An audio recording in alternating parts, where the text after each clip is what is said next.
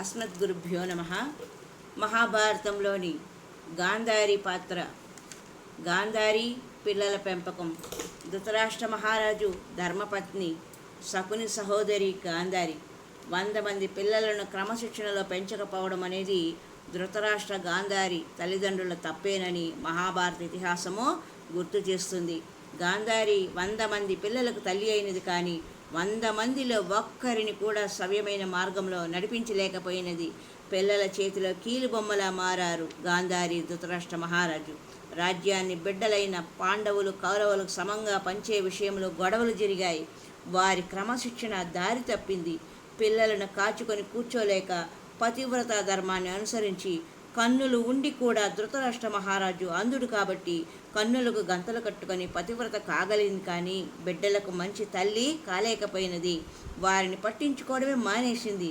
చివరికి దుర్యోధనుని బాటలో కౌరవులంతా నడిచి చెడు వ్యక్తులుగా మారి పాండవులకు అన్యాయం చేసి వారి రాజ్య భాగాన్ని కూడా వారే అనుభవించి వారిని అడవుల పాలు చేశారు.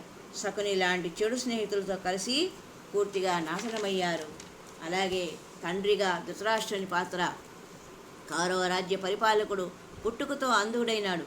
అంధత్వము కేవలం శరీరానికే కాదు, బుద్ధికి మనసుకు కూడా పట్టిందనే విషయము ద్రౌపది మాన సంరక్షణలో మామగారుగా పెద్దవారై ఉండి కూడా దుర్యోధన దుశ్శాసన విషయంలో మౌనంగా ఉండిపోయారు. పిల్లలపై అతి ప్రేమ చూపించడం వల్లనే కౌరవ వినాశానికి కారణమైనది. బిడ్డల మీద ప్రేమ ఉండడం మంచిదే, కానీ అతి ప్రేమ అనర్థాన్ని కలిగిస్తుందనే విషయము మహాభారతంలో ధృతరాష్ట్ర పాత్ర ద్వారా నిరూపితమైనది.